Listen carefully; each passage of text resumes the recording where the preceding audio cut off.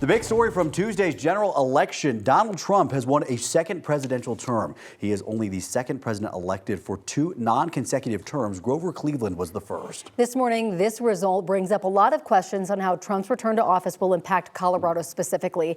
9 News anchor Kyle Clark spent all night on election coverage. He's back this morning, spent the night in the studios. We really appreciate you being here. Yeah, absolutely. Had the opportunity last night as these results were coming in to talk to Colorado Democrats and Republicans who were grappling in real time with the fact that Donald Trump won, whether they thought that he was going to win or not. And it was interesting.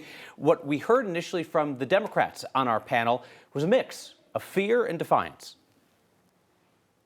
And so we will continue to be a space and perhaps even a haven for the states around us. And we saw to it tonight that our values were expressed. We believe in clean air, we believe in supporting workers, and we believe in the right to reproductive health. And so, again, with what we showed today, we're going to continue to do that work. And Coloradans confirmed that we're on the right track as Democrats. We're going to see families torn apart again. We're going to see rhetoric, constant division of people.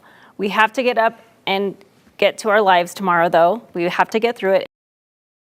And what we heard from the Republicans on our panel was a mix of optimism and uncertainty. I don't know that it's going to be that negative. I think maybe some of the rhetoric, of his has calmed down some, which I think is good.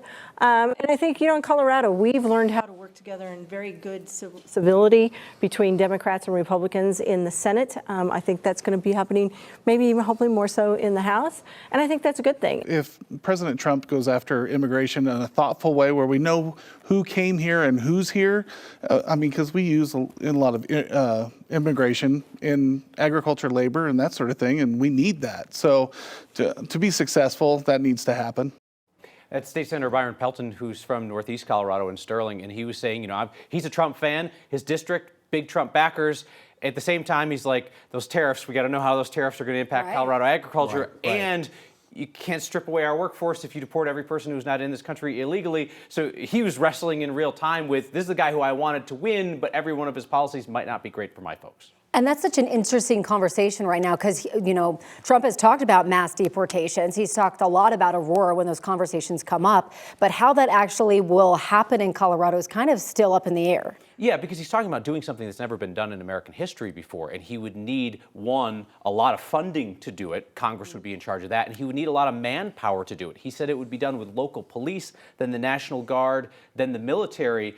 There are not a lot of folks, even Trump supporters in Colorado, that want to talk about what that would look like on the ground when troops essentially come in to start taking people out. Right. All right, Kyle Clark working on maybe 45 minutes of sleep this morning. Yeah, that's good. That's good. That's a good nap. That's a good bounce back. Exactly.